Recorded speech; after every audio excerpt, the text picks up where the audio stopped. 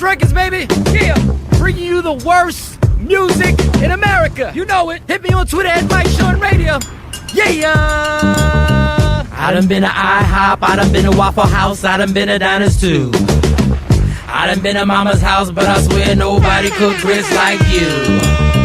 Nobody cook grits like you. Nobody cook grits like you. Hey, hey, hey. Nobody cook grits like you. Nobody cook grits like you. It's 5 in the morning, still I'm snoring. She's making grits and eggs. She's making those grits. At 5 in the morning, we could only be about to eat 2 things. She's making those grits. Grits. Cholesterol is high, but them grits is on my mind. You cook them so good, I can't deny. A heart attack is worth the ride. You make me wanna be home all the time. You're cooking them grits with steak at night. Can't be cooked by no beginner. Grits make I winner. Them grits make me kiss her. Grits all on my plate. Got my stomach full. Got me feeling great. I gotta kiss her. Grits all on my plate. Got my stomach full. Got me feeling great. I done been to Cracker Barrel, I done been to Cozy Kitchen, I done been to Denny's too. Had some women try to feed me, but I swear nobody cook grits like you. Nobody cook grits like you. Nobody cook grits like you. Hey. Nobody cook grits like you. Nobody cook grits like you. You better make the grits and make them right. I'll make you feel so good at night. If you make the grits and make them right, I'll make you feel so good at night. Just make the grits and make them right. I'll make you feel so good at night. We the worst records. It's about to go down. Michael Sean and the Takeover Legend Morning Show is back Monday through Friday, 7 a.m. to 9 a.m. Michael Sean, that's me. Jay Black, 6. Michael Sean and the Takeover Legend, where the truth hurts, but also makes you laugh. Baby, tap in. We the worst records, baby. We about to create a perfectly horrible song.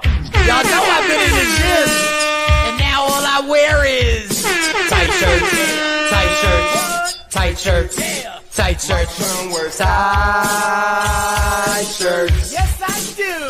Michael Sean wears Tight shirts every day. I wear tight shirts because I'm working out some. And if I wear the right size, you won't see none of my little cuts in my arms or whatever. Short sleeve tight shirts in any type of weather. People talking trans when they see me in the street. Your shirt's so tight, we can see your heartbeat. Man, clown me if you want, I'm sticking to my guns. And when the summer comes, it's gonna be fun. You can crack jokes and treat me like a jerk, but one day you'll see my 6-pack right through my shirt. And even if I wanted to, I just can't stop. I just might rock an Ezekiel crop top. Whoa. What? Did I take it too far? What? Yes. Whatever. Tight shirts in the morning at work and when I grieve. I even wear tight pajama tops when I sleep. Tight shirts. Tight shirts. Tight shirts. Tight shirts. Tight shirts. Tight shirts. Every day. Mike Sean wears Tight shirts. tight shirts. Tight shirts. Tight shirts. Tight shirts, tight shirts, tight shirts, ladies and gentlemen, welcome. You know what it is. It is Friday.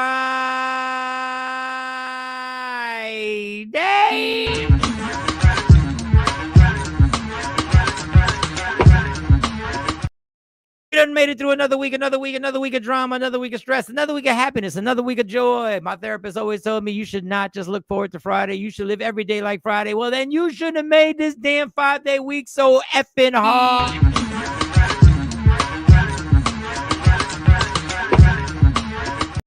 Yes, indeedy. For those who don't know, I am single. Means no matter what I post on Instagram, I don't give a damn. You can't unfollow me. You can't block me because I'm single. So take this. If you see me and you tryna see what's up, he wanna fuck with me, then I'ma have him stuck. Give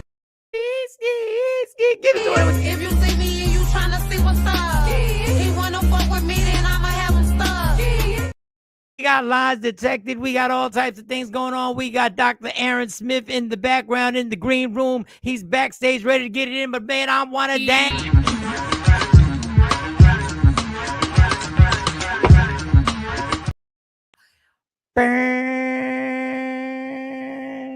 Was that enough? Did I get you ready for Friday? Are you ready for Friday? Are you ready? Are you ready? I don't know where this show's going today. I don't know if I'm going to offend somebody today. I don't know if I'm going to inspire somebody today. I don't know if Dr. Aaron Smith is going to run some more of our white folks off the show. I don't know what's going to happen today. I don't know what Dr. Smith's going to do today. People hit me up every time Dr. Smith get on here. He talk about white people. He talk about this. He talk about that. That's what we brought him here for. He talk intelligent people. He's the only person in here who brings facts to the damn place. He's the only person who actually drops some stuff that he can actually back up. He got dates. He got locations. He got people's first and last names, and he pronounces them correctly, unlike me. Protected by the red, the black, and the green. Put your hands in the air. Make some noise. Time to get your knowledge up and get ready to write down some facts with Dr. Aaron Smith. Heed the words of the brother, Sissy. Flashlight. Dr. Aaron Smith is in the building. What's good there, big homie? What's Friday's good? good. That's what's good. Friday. I'm exhausted. I'm ready to take a nap just off of that. I'm ready to take a nap. I'm ready to go back. It's like, I'm here. All right, Doc. How was your night last night? How did it go? Anything interesting, Papa? No, I had a break from Vacation Bible School because I had a meeting with the Progress Plaza Trust. I talked about that.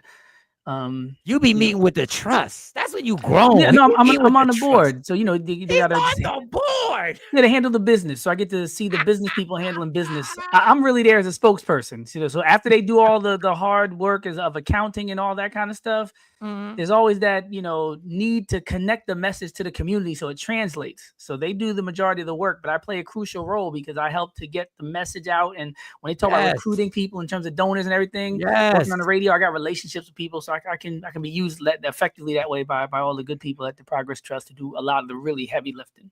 You're the influencer. You're the original from the 90s influencer. Oh, and guess what they're considering doing? They talked about, I don't know if you heard, Walmart actually has podcasting hubs now.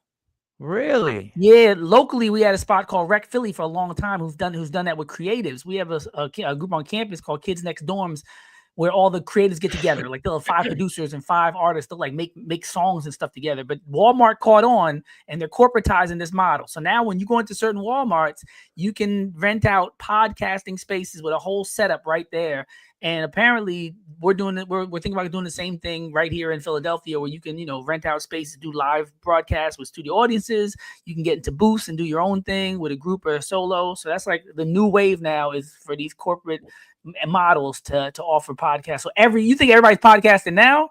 Give it a few months and watch how everybody's grandmother's gonna be like, right now. That's available right now at certain Walmart. They're saying at Walmart that's available now, but Rec Philly's been doing it for a long time. So in the community, we've been doing it, but the corporations have caught on, and now they're trying to take a piece of it. But you're gonna see people's grandmothers talking about their needs. You're gonna see like babies talking about what food they like at 3 years old. It's about to go crazy saturated. You thought the game was flooded now? You have no idea when grandma said, let me tell you about these knees. My left knee was hurt doing double dutch when I was 13 years old with no shoes on. It was about 150 degrees outside. I banged my knee. Tails of the knees. Tails of the knees. I banged my knee and they just put ointment on it. Little did I knew I was going to need knee reconstructive surgery. But for 15 years after that, I walked on that and I competed in street double dutch. You don't need ointment. You need an appointment. You need an appointment. Tails of the knees. Tails of the knees. Tails of the knees. So I wonder if there's a Walmart in Jersey where I could just rent out. That would fit us. The Takeover Legend. I'm look it up now. See who's getting it. Live from Walmart. That's the real key though. People, they probably gonna have like some type of watermark or something where they're gonna get in on everybody's stuff. Oh, they're gonna get in on everybody's and stuff. They're probably, how AI is studying people to create all the AI stuff they're seeing now. Yeah. So they're probably gonna be recording your stuff. They're probably gonna be able to. You're probably gonna sign some kind of waiver where they can use your stuff later, and you'll be seeing like podcast available, and then you'll see your face on the Walmart commercial, but you already signed off, so you don't get no money. You know the corporations. No money. You don't then get no money. Then it'd be like the chair took your DNA. Yes. You'd be like, hey, who cloned me? How did Yo, you sat down? Mike Sean got he's a national spokesperson for Walmart. No, I'm not. I mean, I am, but I'm not. But I am, but I'm not. I'm Is not. that a hologram or AI? I say, yeah, they hooked it up so they can use me. Mike's killing him. I'm be working at the UPS mail store with a name tag. Ain't you the Walmart guy? Watching yourself watching your own podcast that you ain't do. Because they took all your style and your topics. How can I be the Walmart guy if I'm the UPS mail store guy? I can't be both guys. I can't be bisexual. Only one gets the check. Oh my God. All right, people. We got a whole lot to do today. I just want to make this announcement. Jay Black won't be back till next week. Okay, I got another announcement. I got like Monday though, or Tuesday, right? Yeah, Monday. But I got another announcement. Okay. I got another. Now normal schedule. Where are my drums? Where's the drums? What the hell happened to it? There you go. Yeah. All right. Scheduling change. For the next 2 Mondays, we will be on Monday through Friday. For the next 2 Mondays, we will be on Monday through Friday. Yes. Hey, next 2 Mondays. We're getting back to the final. All right. That means this Monday.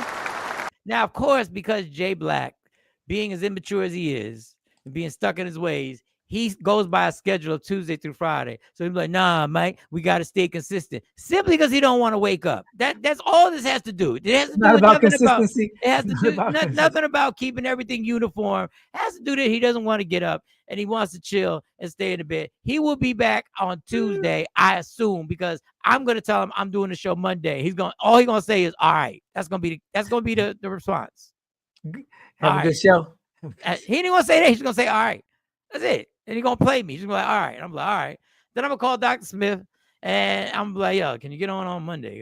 Really, I can try to jump on me. Because I'm going to send a text and he's going to send it. Nigga, please. Feel like that's what it's going to feel like. All right, let's get to these good mornings. I'm sorry I didn't get to any good mornings. I'm over here playing grit songs. I was doing a lot on this intro. I wanted to do a lot on this intro. Let's get all the way to who's the first one up the bat. Coco was on here first. It was really good, Coco. Our police officer was good, was popping. Miss Parker. I guess I'll use the arrow so that'll go faster. Jeanette, happy Friday, right back at you. Ashabu, good morning, blessing. Oh, Ashabu, I didn't forget. Dr. Smith, I sent you a text, but you didn't respond. Can you send me the lineup for the Juneteenth celebrations that you I put it in I'll send it to you. You put it in the group chat. Can you text it to me and then I can text it to Ashabu? Okay. I still have it up on my computer. Afro Queen was really good. Happy Friday to everybody. Miss Parker saying what's up to anybody. Diana was really good. Jeanette, hello. All right, Trendsetters in here. It's the weekend, baby. Happy Friday. Afro Queen. Good morning to all the ladies and gents. TOL Nation hashtag. That's right. Like and subscribe. Spread the word. I'm going to start promoting this. Starting Monday, I'm going to start promoting. I'm going to be doing posts, promoting the show. I'm going to be doing posts. Good morning, everybody. Ash. Okay to the song. Okay. All right. I don't know if that's good or bad. Okay to the song. I don't know. I guess that's good. Back in the day, okay, always made good. Present, Miss Clark is present. You can tell Miss Clark got the glow. You can tell by her profile picture, she is no longer on the market. There we go. All right. Yeah, you saying what's up, Mr. She is off the market. Don't mess that up, girl. You haven't told us any progress either. You ain't told us if y'all went on some dates. I'm making some grits right now. I'm making some grits right now. Hey. Yeah, I wish I could stop by. Miss Clark, I saw you and Miss what? Huh? Wait. Huh? Miss Clark. Somebody spotted him, I guess. I saw you and Mr. Somebody Where did you see Miss Clark and Mr.? He made it scandalous. The tone changed.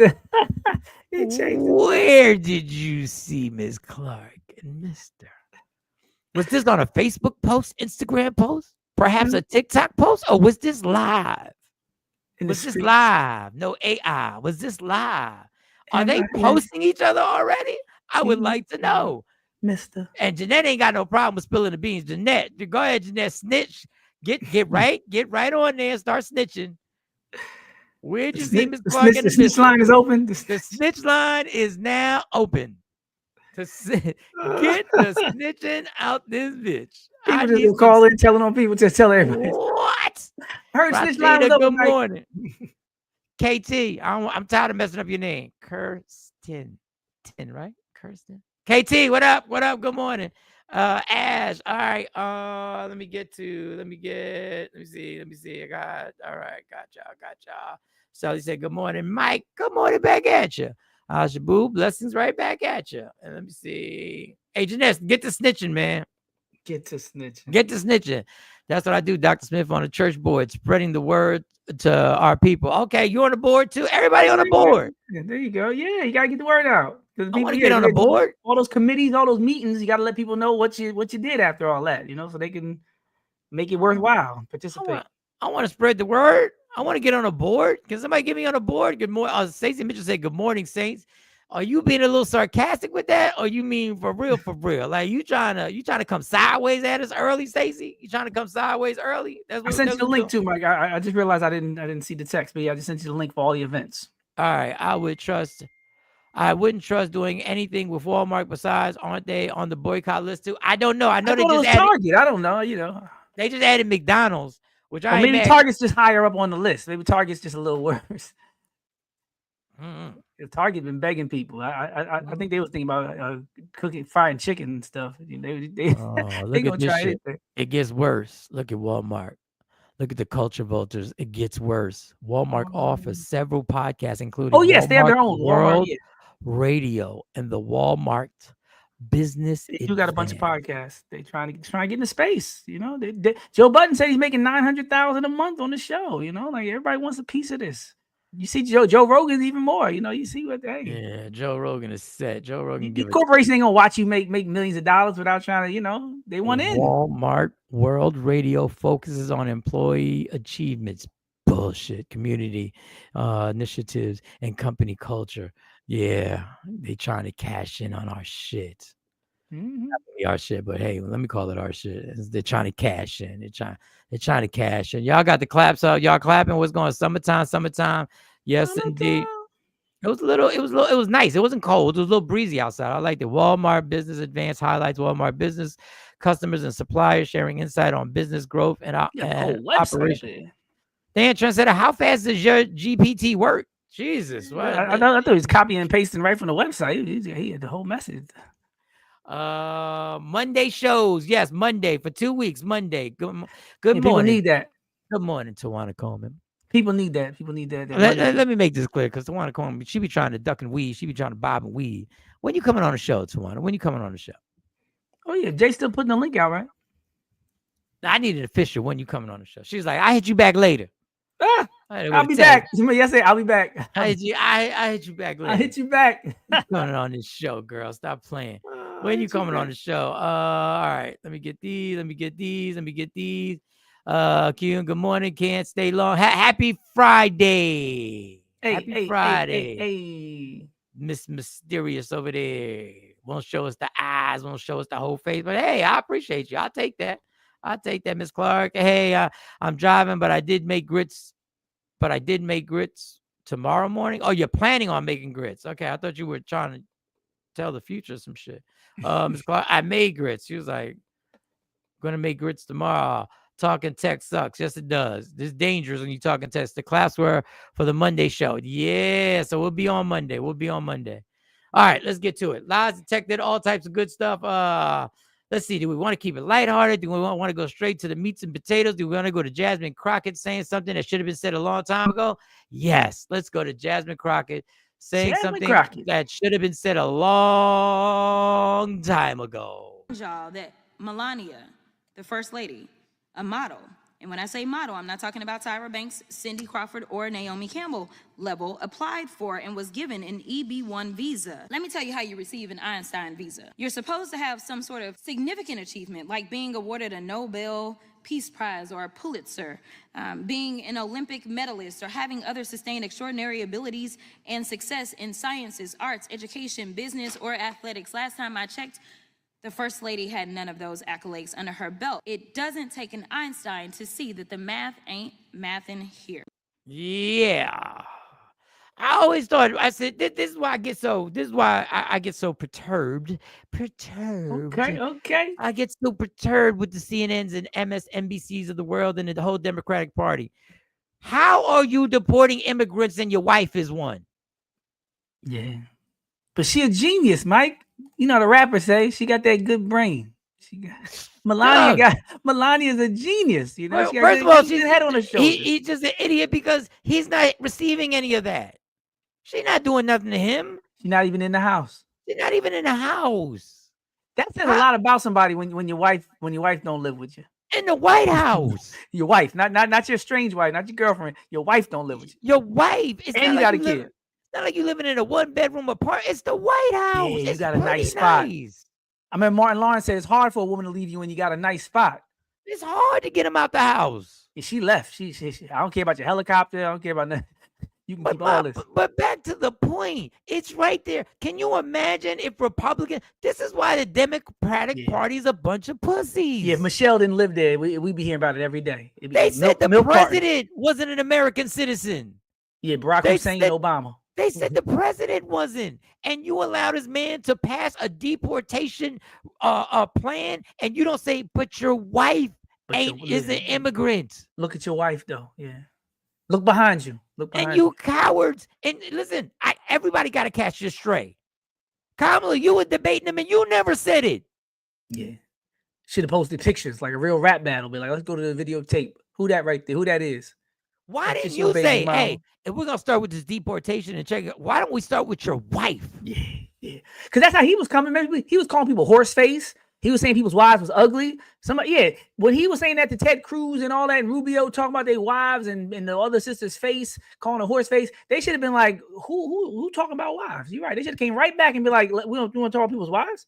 And y'all want to talk about morals and y'all want to talk about Bible this and this and family values. You see what his wife was doing, the picture she was taking. Yo, they was crazy, Jones. They was crazy. That was before. There wasn't OnlyFans. It was only Melania. Yes. Yeah, it was used. Mail order. What I mean. This sometimes what I mean is when Michelle said, when they go low, we go high. That didn't work. Well, no, and from now I interpret it differently. You know, I like from a boxing analogy, when they go low, like with a body shot, you go high and you knock their head off. That's what. So when you go low, I'm going high. You know, so you throw the body shot and I'm knocking your chin off. Yeah, that's how I'm saying. I'm going high, all right. Even in that brutal, primitive sport that I love, boxing, somebody hits you low. What do? Yeah, your trainer tells you. Yeah, you got to counter. You got to counter. Cowardly lions were scared to break rules. Who are scared to break the rules, who are scared to go against your little protocol. Well, that's why we saw what we just saw in New York. Because people are just as tired of the Democratic establishment as they are of MAGA. And that's why they like, we gonna put a Muslim Democratic Socialist, we're gonna stick it to you. We still mad about Bernie. This payback. They spun the block. New York spun the block, and I think they changed the game. The block. The history of politics has changed. And this is the mayor of Chicago is passed something basically going against the ICE agents. Listen, man, it's time to stop being in this fake world that we've lived in for my 54 years, where we're gonna do a whole bunch of dirty shit behind the scenes, but we're gonna really talk nice in front of you guys, and we're gonna really make this cake look really nice, even though the cake is a bunch of shit. It's out in the open. I've been saying about before Jasmine Crockett came that somebody needs, I called it a righteous revolution of ratchetness. Like somebody needs to return the energy. Somebody needs to clap back, like you're saying. Somebody needs to not be nice about this. And I was so relieved when Jasmine Crockett stepped on the scene and started like, just, bad built, butch body, all that. Like just talk the way they talking to you. Because sometimes that's all people understand. You got to bully, you got to punch the bully in the nose. It's not about negotiating with the bully and talking nice to the bullies. Ashabu says, yes, we knew this. That's why we were saying, how you going to throw illegals out when you are sleeping with one? We probably just, but nobody, we said it. Yeah, we said they didn't. We said it. They're supposed to speak for us. That's why the Democratic Party is just as criminal. Now, on the racist level, the Republicans are very wide open with it. They are very in your face right now. They in the lead. They're hard to beat. They're hard to beat. It's hard to beat. It's hard to beat. You got 2 drug dealers selling drugs to kids, and one of them's a kingpin. The other one ain't. He got like 7 customers. The Sackler family with the opioids. We don't like neither one of them. We don't like that. Shelly said, I like Dr. Smith. That's how I like it. Somebody said, I like it, Dr. I like it, Dr. Smith. Whatever you did, I like the thoughts. Mathadia Trump. Mathadia. That's what Trump says. Mathadia Trump. Mathadia. But the Democratic Party, I'm not the only one. And I sat there. I've been saying this since before the election, way before the election, that my outrage against the Democratic Party is they still full of shit. They still were trying to run Cuomo. They were still trying to get Andrew Cuomo. Before that, it was Bloomberg. They've been on that. They've been on that. Corruption of all corruptions. They were still running these corrupt sons of bitches out there to run New York City and milk it good. Colonizer light. Oh, it was diet racism. That's all. It was racism zero. It was instead of Pepsi, it was racism zero. But I'm not the only one who got a problem with it. Joy Reid said it. Obviously, she said it in a more polite way. She said it in a more articulate way. But this is what she said about the Democratic Party. What the Democrats do to me wrong is that they prioritize whose turn it is. Like, Democrats are very orderly. Mm-hmm. They're almost too orderly for fascism. In fascism, you can't be orderly because the other side is messy. And Donald Trump stays messy. Everything he does is random, but it also exudes power. Mm. It just says, I have so much power that I don't care about the rules. Mm. And I think for ordinary people who are not political, who don't pay attention, to them, that just says that he gets things done. Yeah. And so they'll even look past some of the horrible things he gets done to say, but he's effective. Because he doesn't say, I don't have 60 votes. I can't do that. That's what Democrats say. He doesn't say, I do it, but it has to get out of committee in the House. That's what Democrats say. And Democrats say, AOC, we like her. We support her. We think she's great. But we have this other person that needs to be the chairman of this committee because they've waited in the wings and now it is their turn. The person who was picked over AOC has now passed away. That's what Democrats do, right? And in the case of Jasmine Crockett, a rational party facing actual fascism would say, who are our most effective voices? Who do the people listen to? Who do the people trust? Who do the people want to hear from?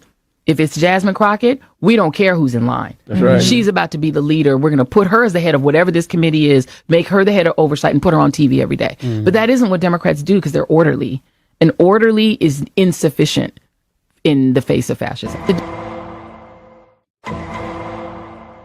Listen, people. When Barack Obama came out the clear blue sky for us, for the nation, at that Democratic convention and made the speech, there was a machine behind him that said, this is the one. But what she said is, whose turn is it? Hillary backed away. And this is why I give blame I look at the big picture. I give blame to everybody. The first order of blame goes to Barack and Hillary, who took Donald Trump for granted and thought there was no way he could win the nomination, first of all. And they gave Hillary the shot to run for the presidency, even though, for whatever reason, Hillary may be one of the most hated women in America. I don't know why Hillary can't win an election, but she can. And we knew it. She lost the Democratic nomination to a black man named Barack. That should have told you. He was getting a hell of a speech, though. Barack Hussein. Yeah, but she got the right black man. Barack Hussein. I think some Klan members voted for Barack. He was charming them. Dude, in this racist country, if you lose to the first black guy ever in this racist country, you are not the one that can win the presidency. Oh, yeah. No, they shouldn't have picked her. But they said, it's your turn. It's your turn. Don't worry about it. You got it. There's nothing to see here. Don't worry about Mr. Trump. He's just a TV celebrity, failed billionaire who bankrupts company after company. There's no way. And y'all went out there and y'all lackadaisically had the biggest upset in political history. And that's how we got here. That was the beginning. That was the door opening. When y'all had the chance, y'all should have destroyed him. When y'all had the chance, y'all should have destroyed him, and y'all should have plotted against him when he was trying to become the Republican nominee. Y'all should have done the devilish shit that politicians do, which is let's cut this guy by the knees because we don't want this problem. This is not a regular person. Well, the Clintons, they got some people that have been close to them that ain't here no more. So I don't know if we want the Clintons to do their stuff, but everybody else, the political stuff. And I get you, but the Clinton, what do you call it? The Clinton kill list, the Clinton murder list. The Clintons, all their friends be dropping dead mysteriously. So when we needed that devilish behavior, we needed some Clinton coincidences. We needed a Clinton coincidence. When we needed that, what happened? What happened? Because y'all dropped the ball and your evilness played no part because y'all all overlooked the key thing. If you tap into racism in this country, you will get support. If you tap in, you will get support. Yeah, he understands that. Oh, he gets it. Now some of it is backfiring, but we'll see. It's not a sustainable model, but it's an effective one. Yeah, immediately right now. It'll get you in the office. You won't get nothing done in the long run, but hey, word to George Wallace, and probably people who are fans of Hitler, they realize the same thing. You could stir up a whole lot of crap, but in the end, you're just going to look crazy and be remembered as very evil. And then Miss Rachel Meadows had some very interesting things to say. Didn't know this. So I saw it on MSNBC. A couple of situations at hand, right? First of all, we've got this person as Director of National Intelligence and everything that means. Less than 2 weeks ago, for instance, it meant that our Director of National Intelligence posted a bizarre video online in which she said that the, quote, political elite and warmongers are actively right now trying to bring about nuclear war on Earth. Quote, perhaps it's because, this is what she said, perhaps it's because they are confident that they will have access to nuclear shelters for themselves and for their families that regular people won't have access to. What do you mean? I mean, to be clear, this is not the YouTube comment section I'm reading on an InfoWars post. This is the Director of National Intelligence for the United States government in what appears to be some sort of official straight-to-camera video proclamation, basically telling the American people that there are secret, impenetrable nuclear shelters just for the elite, just for the warmongers. And because of that, they are, well, the warmongers and their families.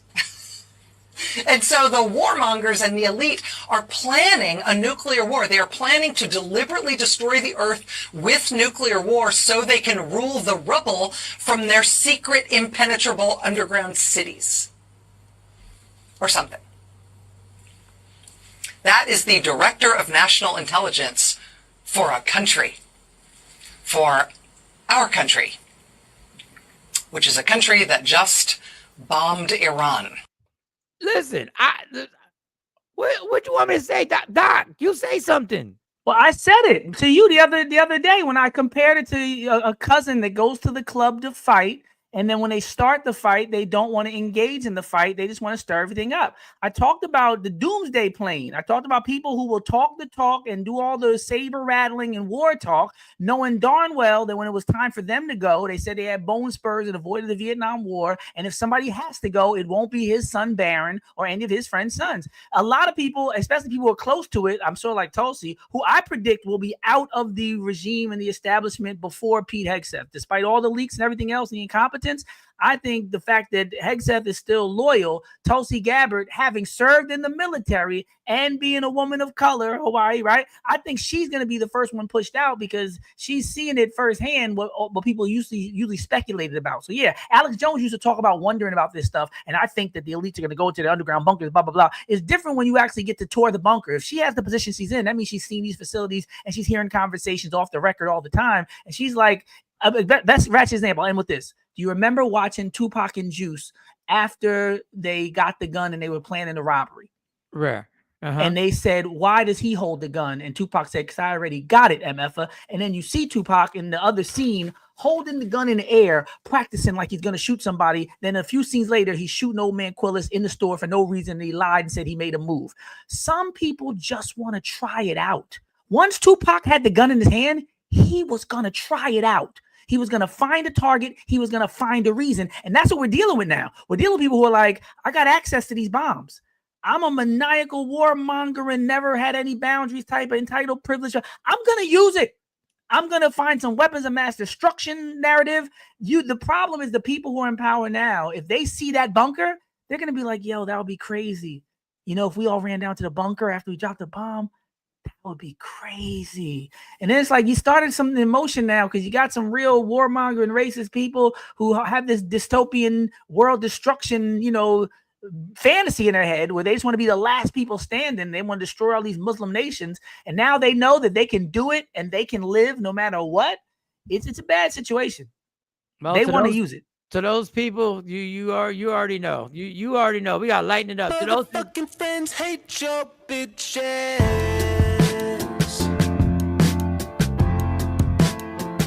And they're right. This ain't talking shit, no, that's just the facts. So that's where we're at, y'all. Yeah. I mean, anybody should Google or on YouTube, Doomsday Plane, ABC News. Diane Sawyer, she toured the Doomsday Plane. They have two of them that's always ready to go 24 hours. Oh, yeah, they talked about that. And that hurts your feelings when you think, wow, this dude is just talking about, you know, tweeting at night, we're going to bomb them and get out of Tehran. Like, dude, if anything really pops off, you're leaving. You're not staying and fighting with or for us. We'll be lucky if you push some buttons while you're on the plane to hopefully, you know, intercept something. But you know that if it all blows up, you're not going to suffer and your family's safe. That's crazy. Now, this is a story that was leaked. I don't have video that's been brought out by multiple sources saying that there was going to be a setup where there was going to be an attack on America that Iran had nothing to do with. And allegedly, talking about this like I'm talking about Diddy, the UK and Canada, their intelligence is the one who found out and alerted Iran. And then Iran allegedly let it be known, we know your plan. And the plan was foiled and stopped. And I, with my gut, was like, when they kept warning everybody, when they kept putting up posts that we're in extreme danger and Iran has made the announcement that they are going to bomb, I said, they want something like this to happen. Yeah. They want to put us in fear. They want to put us in 9/11 mindset.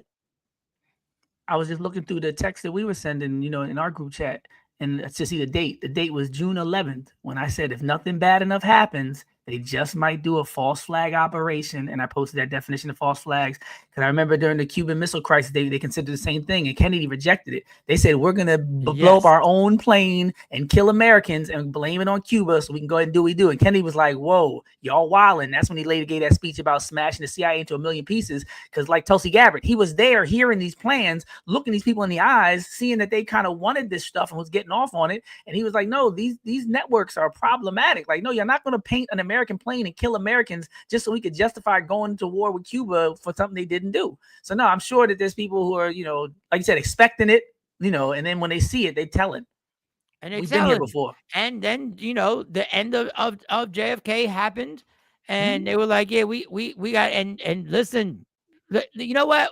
You know what? We need a break. Jones barbecue and foot massage. Jones barbecue and foot massage. You better come down here, get some of this shit. You like to eat. America loves to eat. That is my segue to nonsense. We can't do this on a Friday. We can't do it. We can't send you off on a weekend. No, people, I can't. We got to break. We got to break up the monotony. Sorry, y'all. I know. You might, well, you started it. Well, I'm changing it. I'm serious craving for something. Get the jazz hands ready. Get the jazz hands ready.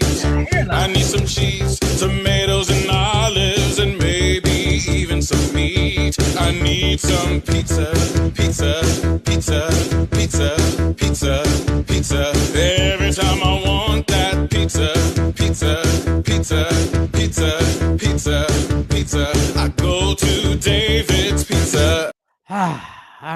All right, y'all. Oh man, let's talk about hoes. My daddy. Yeah, let's get Trump. Let's get to something fun. You know what? Let's get to something I don't care about, but I know the world cares about. Listen, Diddy's on trial. Out of nowhere. Is it over? Everybody rested their case. Cases have been rested. Everybody resting but Cassie. Everybody resting. But out of nowhere, the prosecution sent a letter saying there's certain charges we are now dropping. Okay. Yes. What we dropping? Oh, I'll let the young lady, the cute young lady that I don't know, but I'll act like I know her, give us a little Diddy wrap up. Arson and aiding sex trafficking charges against Sean Diddy Combs right before closing arguments. That's what you're telling me? What kind of BS are they playing with us? This makes no sense. The government is backing away from key claims they've been hyping from day one. Kidnapping a former employee? Gone. Blowing up Kid Cudi's car? Not pursuing it. Aiding and abetting trafficking? Slimmed down without explanation. And we're supposed to just accept this without question. I'm breaking down the stunning last-minute reversal by federal prosecutors, what it means for Diddy, and why it smells like damage control and not justice. On the eve of the closing arguments in the Diddy trial, a trial involving explosive allegations of sex trafficking, violence, and celebrity corruption, prosecutors suddenly told the judge, we're walking away from 3 major claims. This was delivered in a formal letter to Judge Aaron Sobramian, who had reportedly instructed the government to streamline the jury instructions. But instead of just trimming legal language, the prosecution started slashing entire categories of allegations. They announced they would no longer pursue kidnapping charges, specifically the alleged abduction of Diddy's former employee, Capricorn Clark. The attempted arson charges, namely the infamous accusation that Diddy ordered or orchestrated the blowing up of Kid Cudi's car. Elements of aiding and abetting sex trafficking without clarification of which elements, when they occurred, or why they're dropped. Now ask yourself, if these changes were credible, if the evidence was strong, why drop them now? And more importantly, what changed? Let's not sugarcoat this. These weren't minor infractions or messy personal drama. We're talking about kidnapping, domestic terrorism, and coordinated sex trafficking operations. Capricorn Clark, Diddy's own employee, alleged that she was forcibly taken to a private location and subjected to a lie detector test over accusations that she stole Diddy's jewelry. And not just one time, 5 days in a row. And then she was threatened that her body would be found in the river if she was caught lying or didn't consent to this. And now 5 days of that, and this was so important for her to testify to, now suddenly poof, no big deal, let's just throw that away? What kind of games are they playing? That's a serious allegation, and one that paints Diddy not just abusive, but as paranoid. So let me get this straight. So that's basically it. Phone call was made. That's Melanie King. That's what you're talking about.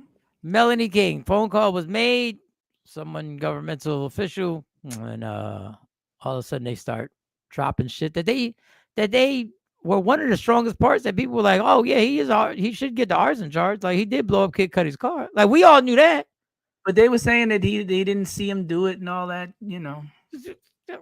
What?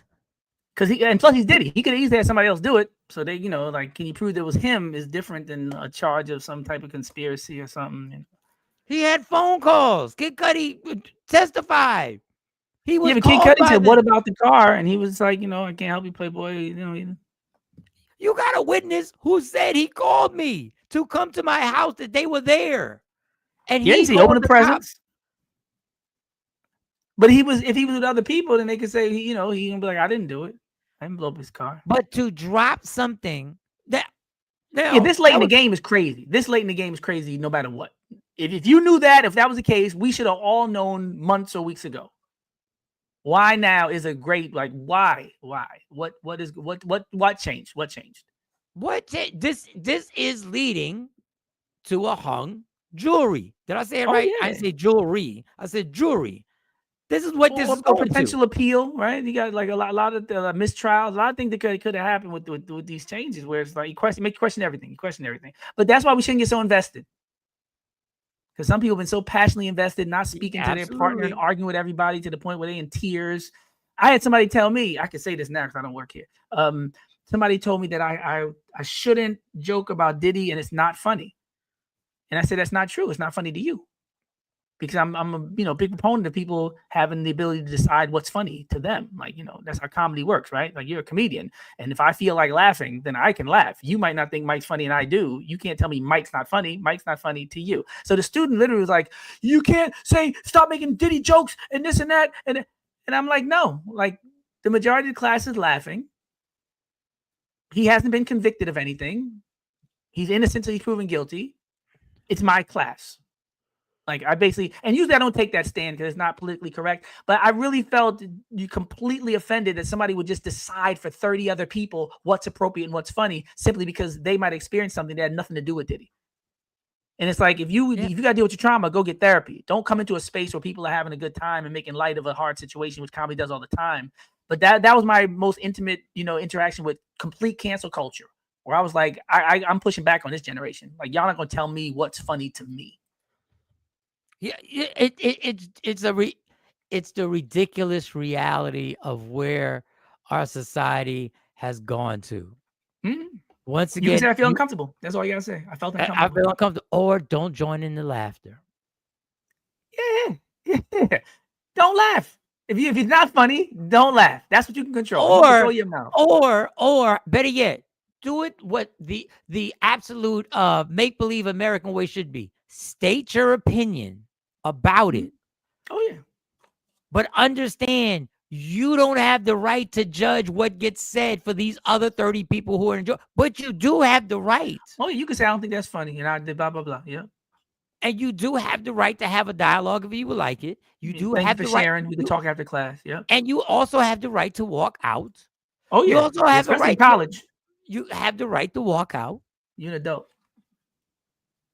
But, this whole freedom of speech and freedom of thought is only convenient when the thought happens to agree with your thought. That's the only time we want it. Yeah, that's the problem. They want to be free. You're free to complain, but other people aren't free to joke or express themselves. Only you're free. My problem ain't with the racists. My problem is with the racist laws that you will not. If the laws were just implemented that this is what you have to prove, and this is what has to be proven, and this is what has to go on, I don't care. Do you think we can eradicate racism? The system don't want racism eradicated. But this is my thing with y'all. Y'all want rights, but y'all don't want other people to have the rights. Yeah. I mean, that's how it started, right? They wanted freedom and liberty, but they was owning slaves. But they wanted slaves. Wonder how that could go wrong. Oh, I want to be free to own people. George Carlin, the legendary George Carlin said it. A bunch of white guys came here and fought for freedom to own slaves. They fought for the freedom to own slaves. But the slave owners talking about freedom, yeah. Big club and we ain't in it, right? That's Carlin too, right? Big club and we ain't in it. And hey, you know what? We need another break. We got to get to something. Jones barbecue and foot massage. Jones barbecue and foot massage. Better come down here, get some of this shit. You like to get the lies detected. I got to check some of the comments. Let me get to these comments. Yeah, multitasking. We give the listeners the freedom of speech, right? We give y'all and y'all they like saying they y'all exercise your freedom of speech. The American way. Mike, we need Dr. Smith in Dallas. What's going on in Dallas? I don't know. That's where I used to rock at. So I think they need me to bring you out there when I go out there and start taking over that city again. Take over legend. Being orderly is different from being a punk. Yeah.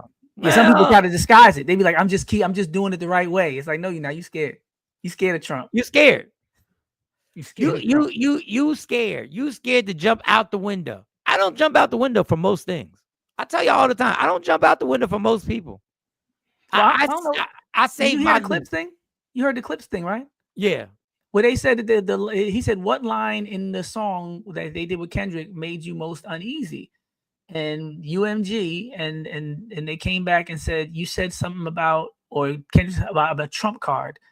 They said the line Trump card, the phrase that been in existence forever. They said that scared them. This major company, UMG owns 80% of the music in the world. That scared them so much that they were willing to drop, Pusha T and make him buy himself out of his deal and not release the song with Kendrick because he said the word Trump. It's like Candyman at this point. It's really like a monarchy, tyranny, Candyman thing where if you say Trump's name, these rich people in particular are like, you can't do that. You can't offend the king. And I would like to shout out the Clips. From what I know, they did not take Kendrick off. Oh no, they stood strong. And the paid album, 7 figures to get out the album is now catching super heat. Just the clips that I'm listening to, just the verse Kendrick dropped. Oh, it's crazy. We have just sidebarred. This is the no segue. Segue. There's the no segue zone right here. With the verse that Kendrick dropped, just let you know, ain't nobody fucking with it. Whips and chains. Ain't nobody fucking with him. Yeah, if anybody had a doubt, I think the Not Like Us has went on so long. The GNX was so successful. He did the tour. He was in Toronto. If there's any hater left, this next wave of the Kendrick, the era is gonna definitely solidify that he's in that spot. And we've seen rappers at the top of the game before. It sounds like a rapper who's at the top of his game who's rapping like it. Because sometimes rappers are doing the best, but they don't really, I am number one type, they don't step out there and say it. He's putting the crown on, letting everybody know, I'm number one right now, and this has been why. And if we want to talk it like in sports analogies, you can have, I don't think there's a greatest, because everybody has their opinion, their checklist, everybody has their era. There's going to be some people who are going to tell you Chris Brown is the greatest R&B artist of all time because you grew up on him, and I'm not, I don't challenge that. You weren't around. You didn't see. You don't know what Michael Jackson did. That has still never been done. Ain't nobody fainting in no Breezy concert. You don't know, but I get it. But I will say this. My favorite rapper of all time is KRS-One. Kendrick in a battle could beat anybody who ever touched the microphone. Could beat anybody who ever touched. I said could beat anybody who ever touched the microphone. Anybody. Biggie, Jay, Nas, Tupac, anybody could beat them all. Now, of course, he wouldn't battle Tupac because his allegiance. But I'm just saying, hypothetically speaking, I haven't heard a rapper who can diversify this crazy and make a song that make a battle song that he knows they not like us. Well, he knows why he made that. That wasn't his lyrical fury. Oh yeah, this is not for lyricists. I want y'all to feel this. He told you. Yeah, that's a double entendre. I'm gonna give you this. Let me get to the comments, Ms. Clark. I kind of believe that. Dr. Smith, you did say that. Ashley Newman, that was a what's up. That was a what's up. That verse is crazy. That verse is absolutely ridiculous. Absolutely. No, Mike, my favorite is Rakim. Well, then you listen to that Kendrick verse when he said he's going to he should give half of his profits to Rakim. And that's the thing. If you learn from the other people, you're expected to be better. So it's really, some people get it twisted because I'm from the golden era too. And some of my colleagues and, the compadres, we mistake somebody saying that rap has grown, rap has elevated, rap has evolved. So the best rapper now, just like the best players, should be better than those of the past because we learned from them, we grew from them, and we've evolved the game in general. So yes, the way that people use words and mix words and make beats, it's all gotten better. So if we're still sounding like 95 in 2025, we've all done something wrong. Kendrick should be better because he's a student of Rakim, KRS, and Tupac all rolled into one. Now, this is the crazy thing. There was a TikTok video that I should have actually recorded and put on here where they played that verse. Then they played a Rakim verse that I don't remember ever hearing. And I said, oh, shit. How did I not hear this verse? And when I heard it, I said, what? You know what? I did a misservice. Like, I didn't, like, I knew Rakim was ahead of his time. I knew that. Yeah, gosh, my gosh. But I didn't know. That was most of the problems. Some people could argue that. Some people could say that some people were just born in the wrong era. And even though they did a whole lot to push everything forward, they couldn't get their just due in the time they were because it was just so far ahead of what everybody else was doing. I mean, he did the first collab with Friends with Jody Watley. Like, he was breaking a lot of barriers. You know, he did. Dude, people forget he was doing those things. But and then the breakup, though, that's always the thing. Fat Boys to the Fugees. There was that breakup between Eric B and Rakim, and people could argue if you had stayed together, you would have had a different shot at this Mount Rushmore conversation, because those albums subsequent, they weren't those other albums weren't on par with the first album. And I hate to say that as a Rakim fan, and I've argued this. I shouldn't say this. I don't want to offend Trendsetter because I'm a Rakim fan too. But I have to say this. If you want to pull up Paid in Full and look at the fact that there's like an instrumental on there, the song Paid in Full has one verse. You can't really name 4 hit songs, even though 3 of the hit songs that are on there are some of the biggest hits of the era. People are throwing that classic title around for albums with men that they don't do for albums like MC Light, Light as a Rock. And if you want to go song for song, MC Light has an album that has more hits than a lot of these classic rappers that are men. So there's a whole discussion about, like Kendrick said to Drake, classic. You don't have one. And I don't think Paid in Full is a classic album, even though it has 3 of my favorite rap songs ever. If you only got 3 or 4 songs out of like 10 or 12, and then that's the only album you really have that kind of, I don't know. I hate to say that. But this is what you have to understand.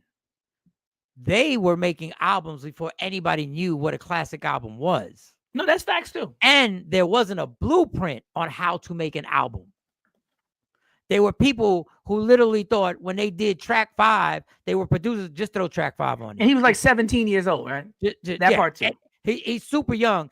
And we also have to understand the producer of the album, the executive producer, creates the entire product and says, okay, just think of when songs drop in the order, how intricate you have to be with when a song, track 2 should go here.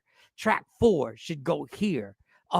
We should have this interlude. We should have this. Like we got some more.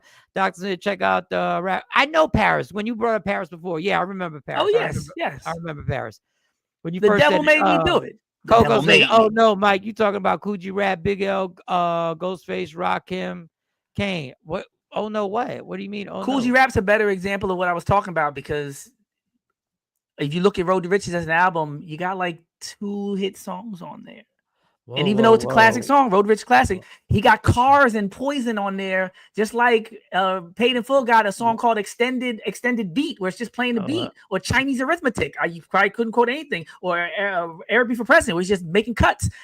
5 classic songs on the album, but then there's 5 things that are just like, right? So if Paid in Full makes the cut because half the album is completely classic, those other albums like Coogee Rap, come on, he didn't. No, Coogee ahead of his time. Let me tell you rappers something. at the time. Coogee Rap made a song called Rated X. It's one of the most disturbing sexual songs ever written. I can't get by how disturbing it is. I only listen to it every once in a while. His rhymes were so descriptive and so he told stories. Dog. Was that before? That was at the same time Too Short was doing Freaky Tales. I think they was all. If you go listen to Rated X, God, me and Cam used to be like, dog, this is so ridiculous, disturbing, but this dude lyrically is so fucking crazy. And I'm gonna give you a one that I don't want to offend nobody. Nas is one of my favorite rappers ever. Nas is Coogee Rap without the lisp. If you listen to them early rhyme patterns, they were so similar, and it's not coincidental that Nas got to record because Coogee Rap didn't show up to a studio session. No, Rakim too. Rakim yeah. But Rakim wasn't showing up. Oh, Rakim. Dr. Check out Paris, Jody. Oh, yeah, I'm definitely familiar with Paris. Wow. MC Light was low-key lyrical destroyer. She definitely unsung because she didn't expose her body like a lot of the other female rappers. I said that when we interviewed her. I said that I think she has a classic album, and the only reason they don't give her that title is because she's a woman. Light as a Rock, Paper Thin, Cram to Understand, all that's on the same album. Wait. Let's have some fun. Why not have a little bit of fun? Why not have a little bit of fun? Let's put the Why not? It's Friday, y'all. Bear with me. It's Friday. It's Friday. Let's see. Yeah, Paris had his album cover censored when he's talking about the Bush assassinator type thing. Yep. Let's see. Can I get the album? Can I get the whole album on here? Which one? Light as a Rock? You might be bugging. I don't know. You might be bugging. I don't know. I mean, I know what you say about extended beat. 10% diss. Just enough ready to fly this fist to get your list. Kick this one from Brooklyn. Oh my gosh. Wait a second. Wait. I'll do Light as a Rock, Paper Thin, Cram to Understand, Kicks one. So this is the first. This is how the album starts. This is how Paid in Full starts. Oh, no, I find it very hard. The first song on the album may be better than every. And I hate I said if half the album be in classics because they are more than just regular classics. Wait, I know you got soul. Make them clap to this. Paid in Full. I ain't no joke. Yeah.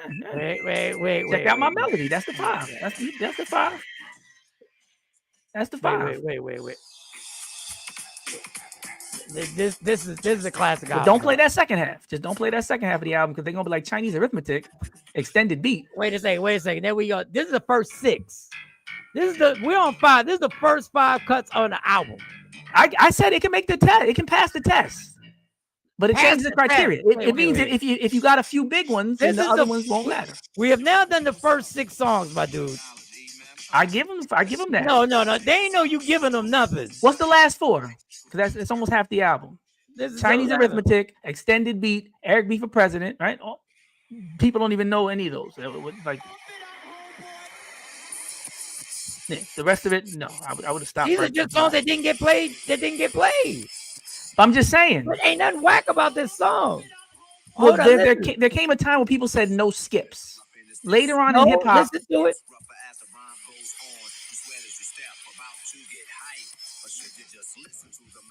On the mic, nah. Oh, you're wilding. This song is fire. I remember this now. Yeah. Well, you skipping? You still skipping extended beat and Chinese arithmetic and other ones. I'm giving all of them. I'm not skipping. There's instrumentals on it. You're not listening to instrumentals. I give this is a dud. I give Chinese arithmetic. So the last song was fire, and then this one came because they did something different. But there's skips. I'm saying so Wait a second. I'm playing them in order. But I'm saying this is a skip.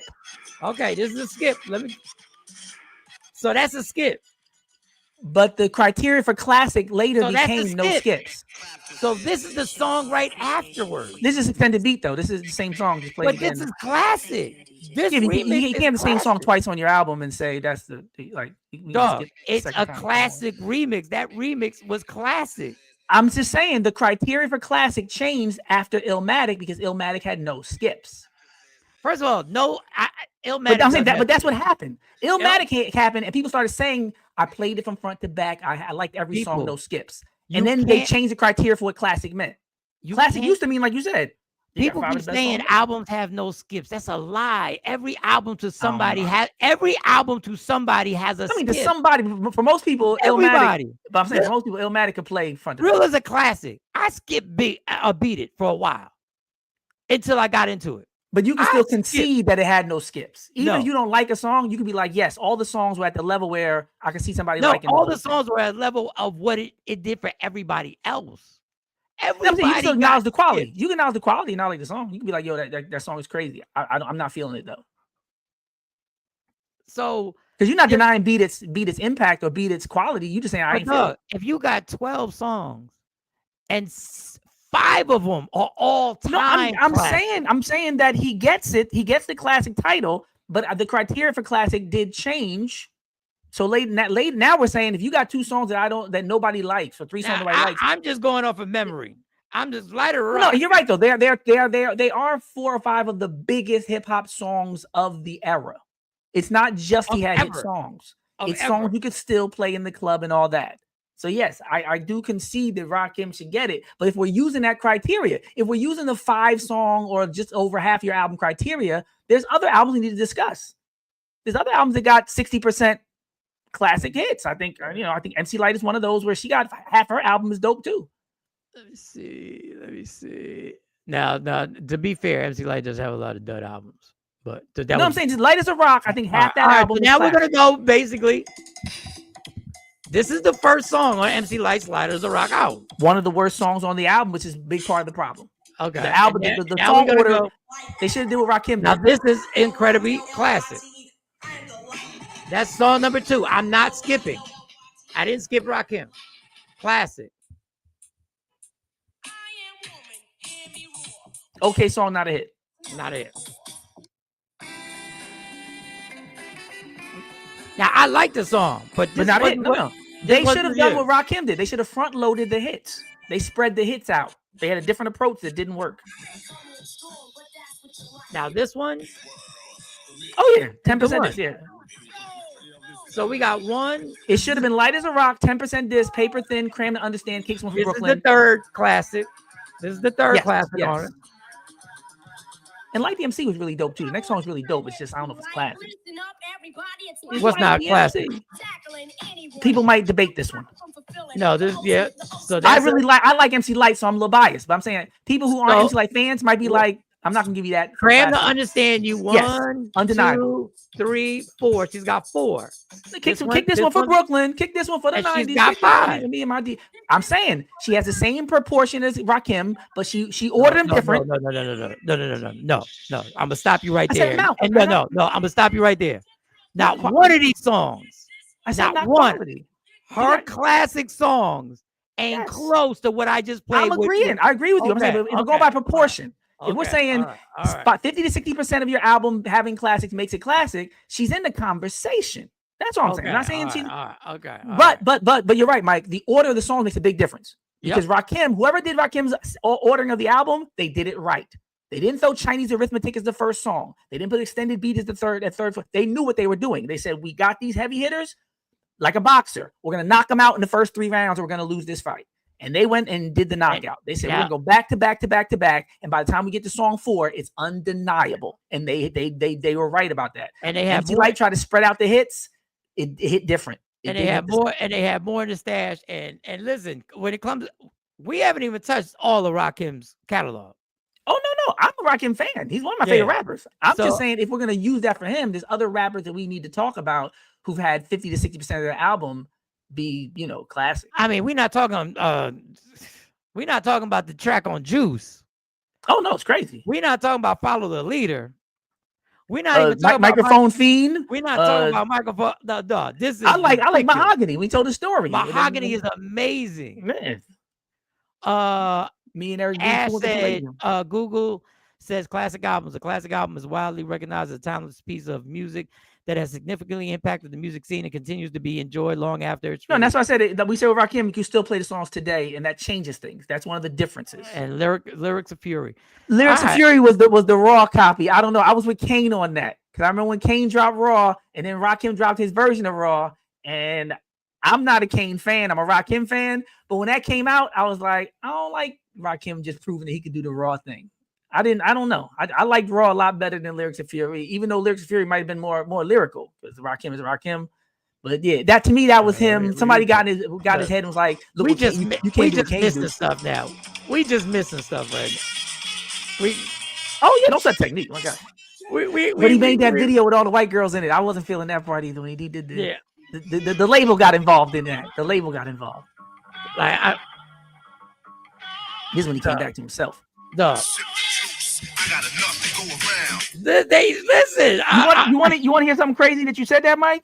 Yeah. The Juice soundtrack is actually a classic album. The Juice soundtrack is a classic album. According to what we're saying, if you want to say what album had classic songs at the time that you could say, the Juice soundtrack, I got to make sure. You know, the only soundtrack I might like more than the Juice soundtrack, somebody might be able to guess it, and I want people to think about their favorite soundtracks. You know what soundtrack that's really dope that people don't give credit to? That's like Juice, Love Jones. Who's Love Jones and who's the man? Yeah, Well, yeah, oh yeah. He's got everybody on it. I remember that. Every hot rapper. Love Jones is Yeah, fire. Uptown Anthem with Naughty by Nature. Duh. My gosh. You know what was crazy, Mike? They Wait. had so many Let's singles. Let's go through the Juice. Let's go through the Juice soundtrack. First song. They did the right way. They put the songs in order. This right here. No, Uptown Anthem. they didn't know what to make the single. They had like 3 singles on the album. They had to put them all out. Very next song. That's the very next song. And that's what changes your perception of an album. That's why you got to order them the right way. Now it gets a little sketchy after that. It gets a little sketchy. All right, track 3. No. They did a video for the Riley joint. They did a video for that. They had a video. Is it good to you? I like it. Right. What was Sex and Murder? They should have put the Big Daddy Kane. They should have put the Big Daddy Kane one fourth. If they want to front load it properly, Big Daddy Kane could have been a single. They ended up releasing Big Daddy Kane right here. Enough respect, dude. That was crazy. Yes. And he was rapping. Big Daddy Kane was trying to get the single. The way he was rapping on that song, he wanted everybody to know. I think he wanted to be the first single on that soundtrack. Yeah, he did. He hadn't rapped like that in years at the time. He was like, "I'm Big Daddy Kane. Y'all not gonna play it, man." All right, that was EPMD. Yeah, the rest of them weren't all that. But like you said, if you hit them hard with the 4, as much as we mad at him, but this is on the soundtrack. That should have been 5. If they did the Rakim thing, if they put Kane 4th and Aaron Hall 5, there would have been nothing to talk about. Like they said, Rakim. By the time you get to song 6 or 7, we already in classic territory. All right. And the Shoot 'Em Up song was dope too. Shoot 'Em Up, just shoot 'em up. Yeah, just Shoot 'Em Up song. The Cypress Hill song is dope. Yeah, Love Jones, that Penny with a hole in it and all that. I think that was the one with all that on it. That was classic album. Okay, all right. I ain't mad at y'all. All right, I hope this is what me and Feelers do, y'all. Yeah, definitely underrated soundtrack. We start jumping into music. We start jumping into hip hop, and this is where it goes. We wind up at the Love Jones soundtrack. This is how it goes down. Maxwell. Yeah. Woo. Maxwell was on the Love Jones soundtrack. The Sweetest Thing with the Refugees. That remix, that's on Love Jones. Sweetest thing I've ever known. Wait a second. If y'all got a classic album that people forgot about, wait a second. They say I'm hopeless, like a penny with a hole in it. No, it was nice. Wait a second. Love Jones soundtrack. Wait a second. Sorry, y'all. I apologize. And Cassie's on it too. Since we bring it full circle. Cassie's on it. Yeah, she's on Love Jones soundtrack. What's it? Let me go song. Girl is Cassie. Yep, that's Cassie's song. All right. Oh wow, it is really. Yeah, Cassie on it. I did not know this was on this soundtrack.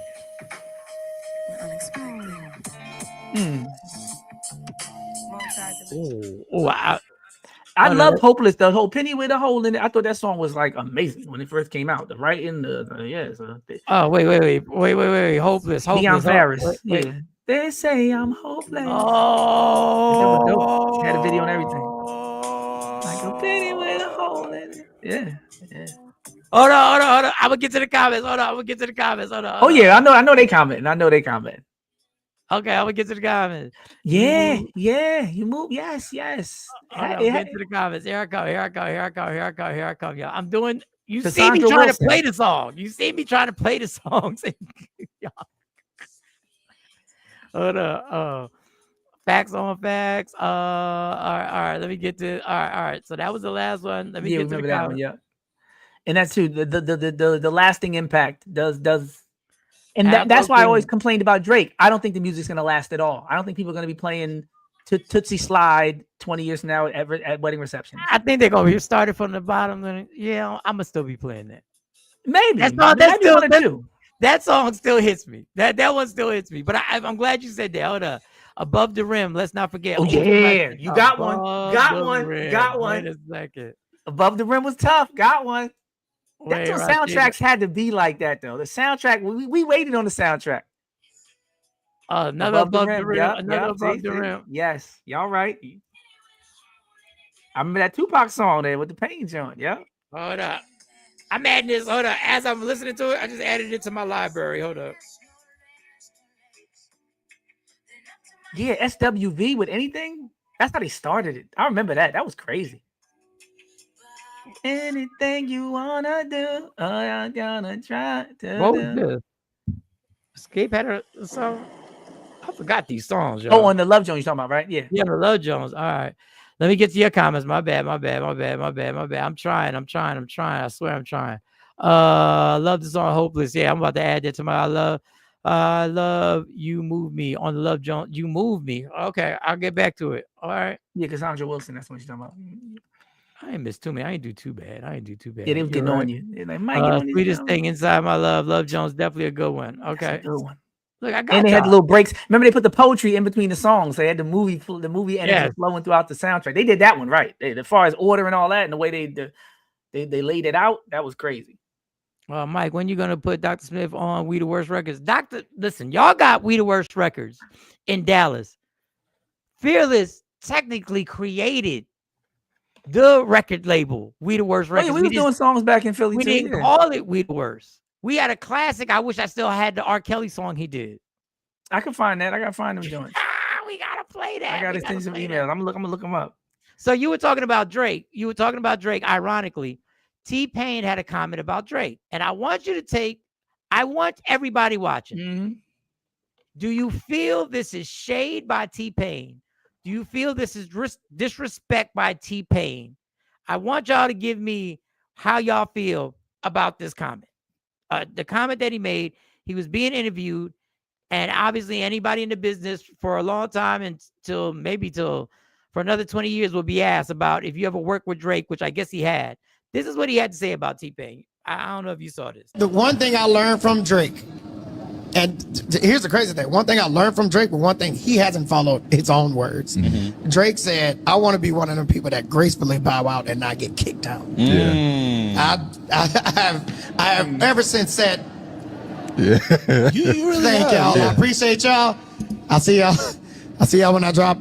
Don't worry about it. I'll just drop something. Yeah. Let me know if you heard it. Yeah. Drake is like, no, listen. Okay, I got another one. Hold, check this out. Check this out. Y'all didn't like that one? Okay, real quick. Just one more. Let me try one more. And then he's the person that he said, he didn't want to be. Mm-hmm. And I learned that from him. Like when he said that, I want to gracefully bow out and not get kicked out. I was like, you know what? I'm out there. This is live shows now. So, as you can see at the bottom, I don't know if y'all can see it. How do I get rid of this? Shoot. I'm trying to get at the bottom. I guess I'll have to let me mute it. And then when it plays, Drake left a comment. There it goes. He says, this guy has always resented me, has always had resent for me. You can hear it every time he speaks on my name. You need a publicist. The publicist tells you before you even respond, Mike, there's something on there with your name and T-Pain. Just let it go. The publicist, if you got a good publicist, the publicist will step in moments like this and say, Mike, this is beneath you. You got bigger things going on. You got the Iceman album coming out. We're already moving away from the narrative of Toronto. Don't jump in the fray looking sensitive because they're already calling you that the whole time. His publicist should be fired. But there's a certain part where the publicist can't stop him from posting. That's the problem I'm saying. The publicist should be like, well, I'll say something. Let me put it out there. Because even, you know what 50 Cent's doing that nobody's picking up on? When 50 Cent does these back and forths, he always advertises his brands. Mm-hmm. He'll say, yo, Rick Ross looking like he about to get foreclosed. Effing vodka, power premiere in 3 weeks. If you're going to do it, if you're going to get 1 million people to look at what you say, handle your business. 50 Cent will troll somebody and use it to advertise his vodka, his label. Yo, you're not even hashtagging. You look emotional out here. But my question, the original question is, did you hear resentment in that? No, he said, I learned it from Drake. Drake gave me the game. Drake, the one that said on Successful, diss me, you'll never hear a response from it. So if you're staying true to what you told all of us, Drake, if you get dissed, if he does resent you, we should never hear a response from it. But now you out here, Donald Trump response time, tweeting in the middle of the night, looking crazy. You're not looking GOAT status. Look at Jay-Z right now. Jay-Z been accused of all kind of debauchery, felonies. He's been accused of sabotaging people's career. Only person he responded to was Busby. He said, I'm going to show you where I'm from. That was it. Everything else, lawyers handle it, publicists handle it. He ain't out here talking. They done talked about his baby being, you know, all that with Kanye making comments about Ruby. I'm not jumping out the window. And I'll tell you a story, Mike. When he came to Philly, he had the bucket hat on the day Giant let me rap with them in the studio. I got to ask him one question. I knew I only got a minute, right? He sat down next to me and I said to him, this is when he was getting dissed and he didn't say nothing back yet. And I looked at him and I said, yo, I haven't seen this kind of restraint since Pac was going at Biggie and Biggie didn't say nothing. How do you keep from, you know, saying something back as a rapper? He looked me dead in my eyes and he said, man, I'm a hustler. He looked at me like, I don't say stuff because people say stuff to me. I say it when I want to say it. If I feel like he was composed in the middle of the drama. And when I see Drake being all, this man has always not liking me, like that's how it sounds. You just sound like Ben Shapiro type energy, like real small level energy. Like, yo, you're supposed to be one of the GOATs. We talk about you hold up. Jim Jones been talking about Nas for the past 2 weeks. Have you heard Nas respond? Did Nas jump out the window and start tweeting? He knows he's Nas. He knows this King's disease. He knows how heavy this crown is. He knows it. In order for Jay-Z to be number one, Nas had to go. He knows that this is expected to come to the territory. I'm not going to jump out there because somebody who ain't even had an album in the last 9 years is saying something. T-Pain, bro? You responding to T-Pain? But you can't respond. You can't push a T? People are waiting for you to respond to Pusha T and Kendrick. You jumping out the window for T, but you got words for T-Pain. You look crazy. And I'm not a Drake fan, so I'm biased as hell. But if you can't respond to Pusha T while he's talking to you, and Drake while he's touring in Toronto, and Kendrick was touring in Toronto, but you got smoke, bro, you making it easy for haters like me. This man, you know who else had resentment towards you? Kendrick Lamar. Kendrick Lamar had resentment for years. Now what? You know who else had resentment? Pusha T has resented you for years. For years. Where's the tweets? Where's the tweets? Clips just dropped. He said 2 songs, and they leaking every verse. They got Nas on the album, apparently. People saying they got Jay-Z on the album, Kendrick Lamar. We might be having a conversation in a couple weeks, Mike, about Eclipse Classic. We might. If Pharrell produced the whole thing, and he's producing like he got something to prove. Yeah, Pharrell's producing. Pharrell's tired of people saying Dr. Dre, Dr. Dre, Dr. Dre. Then they slide into this. Who was his partner? Who was his partner in Chaz, right? Chad. But they said he's not together no more. He said it in the lyric. He's tired. And I don't think they have beef with each other, but I think he's tired of people saying, you know who really made that? You know who really made all of that? You know who really, you know. When I heard that So Be It beat, I was like, oh, he's on his grinding beat. He's on that type time. I mean, he's making a different beat than anybody's making with a different sound. And yeah, so I think in a few weeks, we might be saying Kendrick's on it, Nas is on it, Jay is on it. People are arguing if Malice is rapping better than Pusha T. Yeah, I heard that's a real debate right now. Who's the better rapper on these last 2 songs? So no, I think Drake should have smoke for them. Fight in your weight class. Fight in your weight class. Don't go punch the little dude that's laughing at you because somebody else smacked you. Go fight the dude that smacked you. Because you just got smacked and now you want to fight the guy laughing. It is the now guy. It is now time for it's time for action. Yeah. Thanks you for joining Michael Sean and Jay Black. It's time for No Lies Detected. Right here. All right, so I got a few of them. I got a few of them. Before I get it, let me hit these comments up. They on you today, Mike. They on you. Y'all see me doing everything. Like y'all some ungrateful mom. They want immediate service. That's the person that order their food in the restaurant and be like, you ready? It's like I didn't walk back to the kitchen. Anything. Yet. SWV. I got it. LaShawn. Good morning. LaShawn's in the building. Good morning, Mike. What up, Mom? We done did a whole lot. Everybody saying, oh, y'all made me come back here just so y'all can say good morning. No disrespect, LaShawn. LaShawn say good morning, Dr. Aaron. Good morning. Love so be. Yeah, so be clips. Yeah, it's crazy. So lies detected. I think I got 2 of them. Let me get to which one do I want to do first? Lies detected. Where the hell? Oh, here it is.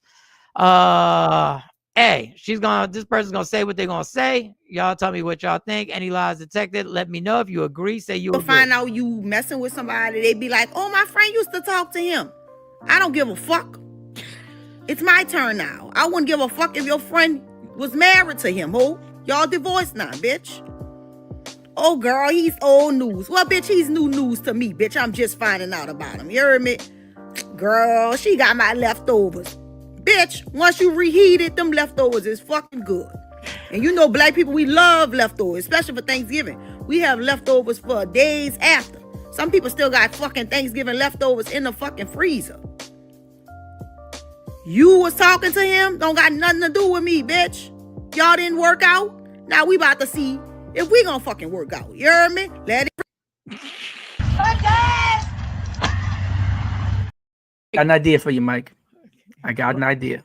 I got an idea. It hit me hard. Before you do the idea, comments, lies detected.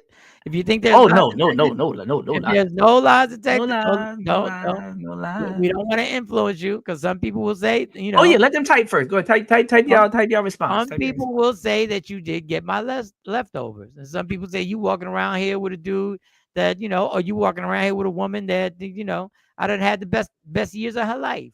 That's that main character syndrome where you think it's about you. Like, you got old girl when she not in her prime. I had her when she was top 5, dead or alive. That's when I had her. You got her when she's a walk on. You got to struggling to make the team. I'm just saying. I don't want to agree, but I'm like I've seen a couple like that too. I saw it when you got her. You ain't know it before though, but yeah, back in the day, you ain't know it before. Yeah, back on campus, woo, she was killing them.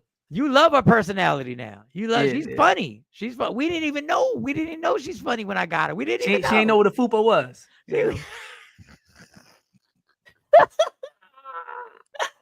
Oh, stretch mark. No, stretching in the dark. I got her when we get on the phone. She's like, you know, I got to get off the phone real quick. I'm going to track practice. I got her then. I got her then. Omar Epps running beside Tyra Banks or Sanaa Lathan on the court. You know, they're checking you out. Yeah. I just said, I love New Orleans accents. I do too. Lies detected. Queen Born said no lies detected. No lies. Rashida just laughing. Miss Clark said no lies. I mean, we all getting somebody's leftovers. We all get that part. Chris Rock said, "Just be happy you getting it now." Remember, he said, "Don't even ask the woman how many partners, because you're not gonna like the answer no matter what she say." Yeah, you're like 2. I guess that's how you was raised, right? If you say 1, you're gonna be like, "Wow, you really loved him." Yeah, that might look worse. That mean 1. Yeah, he was everything. He was everything. But let me tell you this idea, Mike. Wait, let me get this last count. No lies. Aren't we all leftovers? Someone's leftovers. All right, cool. Go ahead. What's your idea? Mine's not really about, the lies are not lies. But when I watched this woman talk, I said to myself, Mike got to start reaching out to these people, because that woman sounds like a star in the making.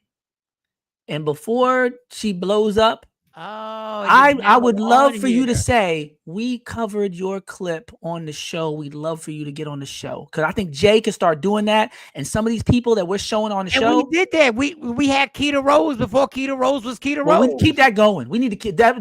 That's why though. Yes, because that lady just now, I think if she was on the show, we would cut up. Would cut up on. She need to be on. At least an offer. Like, she don't want to come on, that's different. She might be like, well, I'm charging $5,000. I don't know. But if you get people early, they might just jump in for the love and be like, I said what I said. But I think a nice little clip conversation, couple segments with people like that, and it could be a template where every time we get these clips ready, Jay could just have a little form letter, the Jay Black producer to take over, blah, blah. Love for you to blah, blah. If you're interested, please write back, boom, here's the link in case whatever. Because I think, we could change the whole game. Everybody likes to, respond and react to clips, but we can react with the creators. I think that'd be dope. And most people, they too robotic. They're the ones with the interviews where they have the whole deck of cards in their hand. You ever see that, Mike? Where they're like, when were you born? Next card. Like, we don't flow like that. So I think we got an advantage. We could just, hey, meet you. We show you the vibe we on. You jump right in, like hopscotch. But when she was talking, I was like, yo, we need to talk to her. We need pondering music. Wait a second. We need pondering music right now. Rub my chin. That was a good idea. This could be executed. Tell Jay Black on Tuesday, though. He's not going to be on Monday. Tell Jay Black on Tuesday because he won't work on Monday because he's stuck in his ways. But this is pondering music, right? We're pondering this idea. Yeah. All these clips reach out to the people. Mm-hmm. And ain't like all of them got millions of followers. A lot of them. Some of them gonna say yes. Some of them gonna say yes. I think this young lady might say yes from New Orleans. If you had one guest per day out of all the clips you played, it'd still be dope. If you play 9 clips a day, but at least one of them people actually pop up on the show. Matter of fact, don't tell them which one's gonna be on the show. Just play the clips and be like, You need 5 seconds of pondering.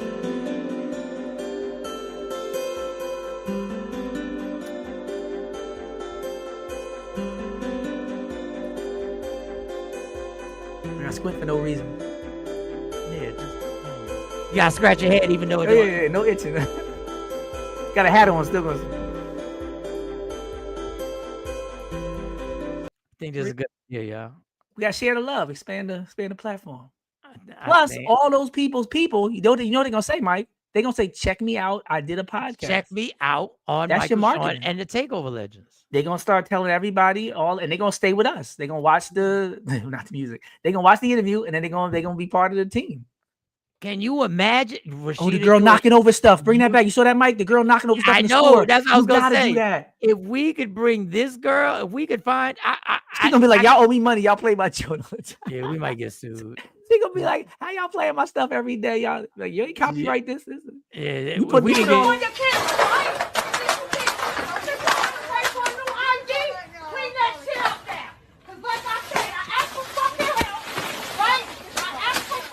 Yeah, we could get her. Just don't have her live, Mike. If we ever do the in studio live, she can't come to the studio. No, but I can put her. I give her a square. I give her a square. I give her. You can't knock the square over. You can't knock the square over. Right. Knock her own square over. Let me see something. Did she have her handle? Did I crop out her? I might have cropped it out. I was We can hating. I find might that have- though. Yeah, not that, I but might I have- think that'd be dope. I might have cropped out her angle. Very Start interesting. getting to them early. Then there, woman with new man. Let me see. There's another. I think there was another one. Women They want. start going viral on Monday. We have them on the show by Wednesday. All right, I had another lies detector that I really wanted to play for y'all, and I don't think. Hold up, y'all. Hold up. Let me see. We're gonna take a quick. We're gonna take. I was gonna say, why would the friend even have the need to tell the person that that's somebody else's man? That's where I was coming from. I was like, what you trying to do? Yeah, because I've heard it. In my situation, I've heard people tell. Somebody used to go with the person. She was like, old girl said you used to knock. I said, well, I did. Oh, you was the person. The person. Yeah. You was Ray J. You hit it first. Yeah. She was like, no, I was dealing with somebody and the person told me, my girl, do you know so-and-so? And I said, yeah. And I said, yeah, why? How you know her? We kind of cool. She was over here talking shit, talking about, that y'all did some stuff. And I was like, yeah, we did. We did. And she was like, yeah, she trying to play me. I was like, hey, listen, man, it wasn't nothing but liquor. What do you mean try to play? She was with that person at the time? No, she was trying to play the chick who was dealing with me, trying to play her, saying, "Oh, you with Mike John? I already been with and I did and I already did." Got you. Try to throw her own stuff under the bus just to try to jam you up. And that was back in the day when I was like, she still be trying to call me. I don't answer her phone, but our phones weren't the way they were now. Like there wasn't a phone where you could go to recent calls. You know what I'm saying? We didn't Like have all that. We didn't have the. Let me show you the text message. Smartphone. Next time she gets slick with you, go read this text message to her. Yeah, there was no screenshots back then. Them There was Nokias ain't had no screenshot. screenshots. We had the Snake game on that joint or something. That's the one game we had was Snake. All right, real quick. I gotta go to my emails real quick. Be right back. Quick break, y'all. We the worst records, baby. We about to create a perfectly horrible song. Y'all know I've been in the gym, and now all I wear is tight shirts, tight shirts, tight shirts, tight shirts, tight shirts. Yes, I do. Marcus Sean wears tight shirts every day. I wear tight shirts because I'm working out some. And if I wear the right size, you won't see none of my little cuts in my arms or whatever. Short sleeve tight shirts in any type of weather. People talking trans when they see me in the street. Your shirt's so tight, we can see your heartbeat. Man, clown me if you want, I'm sticking to my guns. And when December comes, it's gonna be fun. You can crack jokes and treat me like a jerk, but one day you'll see my six-pack right through my shirt. And even if I wanted to, I just can't stop. I just might rock an Ezekiel crop top. Whoa. What? Did I take it too far? What? Yes. Whatever. Tight shirts in the morning at work and when I grieve. I even wear tight pajama tops when I sleep. Tight shirts. Tight shirts. Tight shirts. Tight shirts. Tight shirts. Tight shirts. Every day. Mike Sean wears tight. I couldn't find it. Damn, my bad. I did a break for nothing. I thought we had it. No, All right. games some time to ponder. That's all they. There was just more pondering on the new idea that's going to set the world on fire. That could be the one. That could be the absolute get 'em. one. That could be the one. And I was trying to find this one. Damn, I wanted to play this clip because it. Oh man. I can't believe I don't have it. That's so disappointing.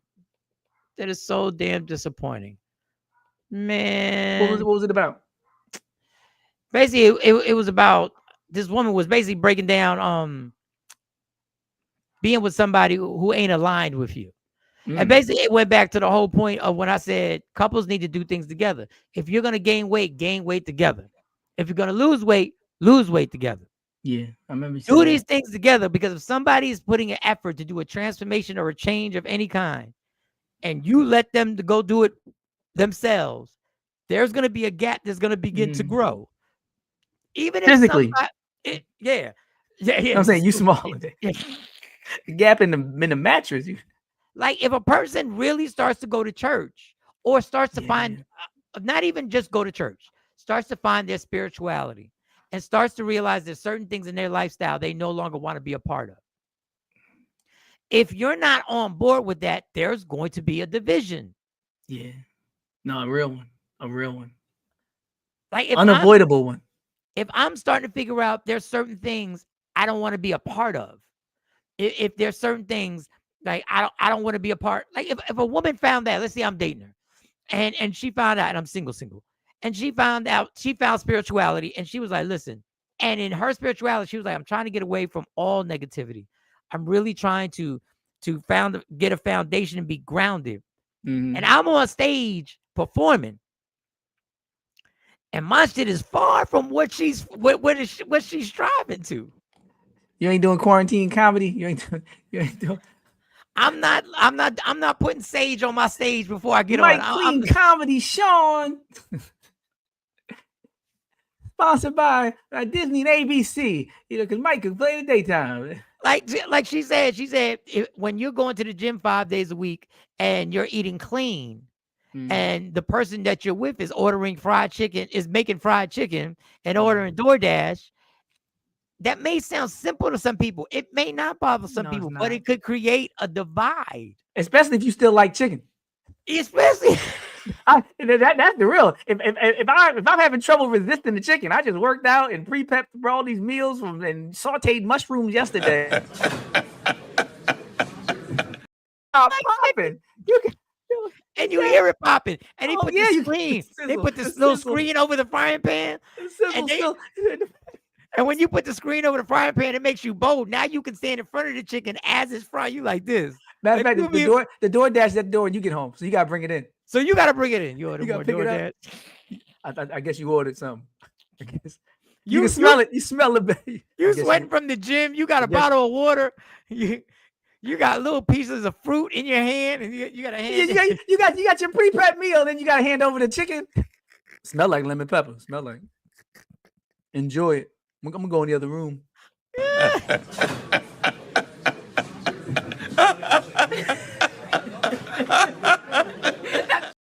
I'm gonna go soak. You can't do that. Yeah, I can't be having a whole prayer moment and you getting ready for the club at the same time, talking about how my outfit look, and me and the girls about I can't do that. What up, Nick? Like that, and she not in the same house. Like I said, no judgment. But we can't be in the same bedroom doing both. Like you can't be talking about some, it's Friday, 5 and 9 a.m. degrees. Like you can't be glow-rilling out, and I'm trying to read Psalms. Like we need the different spots. Blessed weekend. See you on Monday. Bye, Ms. Parker. It's amazing because even such a thing as they could be something that y'all took part in together. That's the worst one. Like y'all both smoked a lot of weed. Yeah, and it wasn't a bad thing. And your partner's like, I'm good on this. I just don't feel like it makes me lethargic. Like I don't get things done. Like I need to. But y'all used to smoke an L in the bed in the morning time.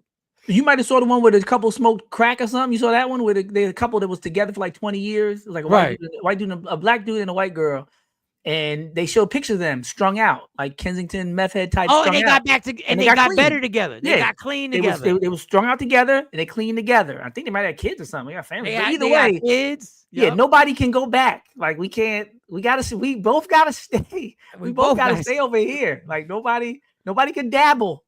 Yeah, because I can't be around you if you dabble. I can't be going to grab you out the spot. I can't be trying to, bear hug you into the car to get you to rehab. I guess in the beginning you can try. I get two. I'm not doing it 4 or 5 times. Like if I get you to rehab one good time and you come back and you back out there, I'm gonna have to move on. Especially for the sake of the kids. That's the thing too. I don't want people to think, oh, you not riding out. No. Before there were kids, it's us. But if we got a family now, yeah, that's tough because if you're staying clean and you're trying to ride out and you're getting her help, and one day in the house you're looking around and some of the drugs are in the now you got in a diaper bag or something. No, yeah, because now you itching, even though you're that perfectly part. That's what I say. The temptation. I can't be around it. I can't be around. Nobody's gonna put me around it. Who was that? That trendsetter who offered you to drink at the joint? Who offered it was Coke. It was Coke. Because I just do it. I shout out to trendsetter. I know it wasn't him. But you can't have the former, road dog leaving stuff at the crib. Oh, like, Ash says he has a YouTube page.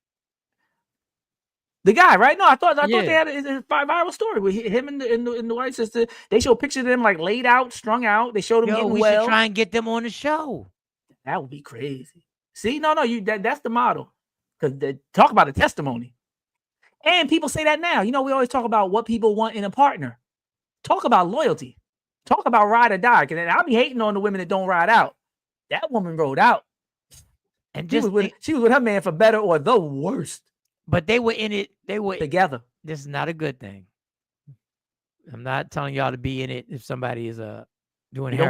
Don't be in that. But the fact that they can't really hold anything against each other because they was both, you can imagine what compromising situations. No need to lie. No need to lie here. You already know what it is. She probably like, I gotta get high. You gotta get on your knees or something, man. You gotta get out there. I need my fix. You gotta go make it happen. I'm just saying, if y'all was that level of strung out, like you said, they must have both did just about every bad thing you could do, and they still stayed together. I would love to have a love like that. And people used to think I was crazy, Mike, when I said that about Bobby Brown and Whitney Houston. When I saw their reality TV show and they used to be playing with each other and understanding each other and getting high with each other and riding out with each other and sticking up with each other, I was like, they not doing well and they might not be good for each other, but they got each other's back. And I always used to be like, if I don't want the drug part, but I always wanted a love like that where they used to be in their own world. Even the kids be looking at them like they wild. And they was cheating on each other too. But I'm saying, but both and they both knew. Remember they showed the movie where Bobby used to be there with the girl and talking about you need to mind your business, but she in the house. Your woman get down like that, and you just still with, and you kept her secret. You kept the secret about who put who on drugs. And you kept the secret about her girlfriend being there for years, the whole time. Bobby held her down. I want that kind of loyalty. Where it's like, even if we're not together, even if I'm dead, you're not doing no tell-all book. You ain't doing no expose interviews. Bobby Brown could have got $1 million. When she first died, Bobby Brown could have been like, give me $2 million, I'll tell you everything. Give me a book deal, give me $10 million, I'll tell you everything. I know about the girlfriend, I know about the cocaine, I know about how she died, I know everything. Through everything, Bobby was. She mine. Through everything. Travis Hunter ain't got nothing on Bobby Brown. That's my. She mine. What is you? They was like, she a crackhead. He's like, that's my woman. She the queen of R&B. No, you should know she my woman. Oh, wait. Ash said the page is. Maurice Carter. See that you got good listeners, Mike. That's why I always say it's good to have a real support. You got a team. It's not just fans. You got people that's gonna make the dream happen. All right. Maurice Carter, the viewers is crazy. This is crazy. You just got to show the comments faster. That's all. But the love is real. That's because Jay Black is not doing his. He's not here. In the absence of Jay Black, they got to work with us. Yeah, you really are producing a show with no producer. And you want me to be a personality. And you want me to have a sparkling personality. You the talent. You doing booking right now. You doing real time booking. You got research teams out here. Digital. Oh wait, that's the page right there. Yeah, I'm putting it. Oh, they on it. Thank you, Ash. Well, that's good because they're gonna make the show better for them. Y'all gonna create a better show for y'all listening pleasure and enjoyment. Listen, I'm doing some hating shit. I just thought about this. This is what haters do right here. This is how haters act right here. Hope your man treating you the way you deserve. What? Is he treating you right? Is he treating you right? I hate when dudes act like that. Do you feel high when you with him though? I know you used to get high, but do you? All right, you too. Let me put that down. That's dope. All right, y'all. This has been a very productive show. Now we moving because somebody gonna say yes. Somebody is going to say yes. They should say yes because they can reach people that we can never reach. They've been in situations where they could speak to a problem and a demonic force, and they could speak to some sin and temptation that I could never understand. I've never been there. Let me see. Where is this? Where's last? Let me see. I wonder how they feel about people who, Mike. I wonder how they feel about people who say the B Simone vibe, where it's like I can't be with you if you at this job.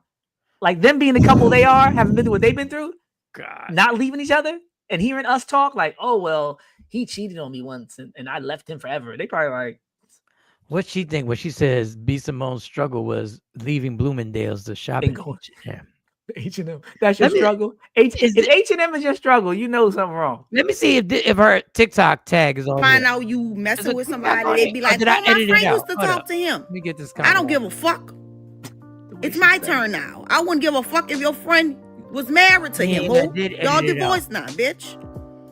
Oh, girl, he's old news. Well, bitch, he's new news to me, bitch. I'm just finding out about him. You heard me? Yeah, she would come on the show. We got to get these people and do well because she say what she got to say. She ain't got no problem speaking. Agree or disagree? I'm not even disagreeing with her. See y'all Monday. If you're in South Jersey, we're doing it in the park on Sunday, Burlington County Fairgrounds, 794 Jacksonville, Johnson Road, Columbus, 11 to 7, old school music. Okay. What time? That's not far away either. You know the whole area. You know the area. Yeah, that's not far. Even from Philly. Oh, 11 to 7. 11 to 7 is right there. 11 to 7. Do I work on? I don't work on Sunday. I can't stop by there. That'd be a good little look. They need to get you on the mic. Old school music. See, Miss Clark and they've seen me do comedy. They've never seen me rock a party. That's what I'm saying. They need you. They need you up there. Yes. Doing it in the park. You got that in my damn hair. All right, cool, y'all. This has been a great week. Doc, I want to tell you, you can go on here every day. No, we getting it done. We getting it done. I've been predicting. I think you're only a couple months away from like a real contract, a real situation. Because the people who got the positions, they keep messing up. They keep Shannon Sharp and all that. Like now, Joe Budden talking about how much he making. I saw Matt Hoffa lost his barbershop with it's the people who say music is easier to break through than it is to stay in the game. It's easy to get a hit. It's easy to get attention. It's hard to have longevity. And trust me, y'all, I got a financial goal, and when the financial goal is done, that's all I'm hitting for. I'm always going to do the YouTube show, and we'll financially make this YouTube profitable. So that I promise you, y'all, it's going to be, and all our OGs, all our veterans, all our takeover legends, all our people who have rocked out, you are the VIPs. So we need to have a real, like when you meet that goal, we need to have that party, that real party where everybody comes out and all the day ones there, get the VIP treatment. Jobstown, yeah, that's down 38. That's where the mark is. That the Columbus mark is around in the area. I don't know, but I'm gonna find out. All right, y'all, it's been great, Doc. Thank you for holding it down. Yeah. For those who want to know where Kamari was, Kamari is on a vacation. He's on that season. Well, he's not on a vacation. So supposedly it's a convention of some sort. Okay, yeah. Not a hood vacation where the person got in trouble. You know, he's a professional with a real, career, and he's actually handling business. Yeah, he's handling business. He's on the hood. He'll get nervous. They be like, "Where is he? He's on vacation." He's not on vacation. Tell Skip to stop playing, Mike. Hey, nothing he could do, man. Ain't nothing he could do. The powers that be, right across the road. Okay, got you. So, shout to y'all. Y'all always rock out. Y'all done it for years, and I appreciate y'all. Everybody have a good, safe weekend, Afro Queen. Everybody have a good, safe weekend. We'll be back at it. Don't forget, Monday. I'm on Monday. I don't know if Jay Black's going to be on. I know Dr. Smith is going to be on. I'll jump on definitely. Yeah. I don't know if Jay Black's going to be on. So we'll be rocking on Monday. All right. Love me for who I am, not who you want me to be, because I can never be that. Understand there's only one thing in life that's guaranteed. It will end. So enjoy every minute, every second. You fight for everything in your life. Fight for your happiness and never let anyone, anything, or any circumstance take it from you, because God got you. God got me. God got us. From Michael Sean, Jay Blizzy Black, Sexy Mo, C Chung, Amani. Well, here's the thing. Dr. Aaron Smith, aka Fearless, who drops the knowledge. Kamari, the financial rebel, who rocks on Thursdays and does his thing. To Lady Q, Lady Q, Lady Q, Lady Q, Lady Q. Woke Up Inspired right there.com. WokeUpInspired.com. Go to that site, get your t-shirts, get all your hoodies, get all your merch. If you want to customize a mug, you want something customized, you want something said on a t-shirt, go to WokeUpInspired.com and make it happen. And with that being said, we are gone. Michael Sean and the Takeover Legends, where the truth hurts, but also makes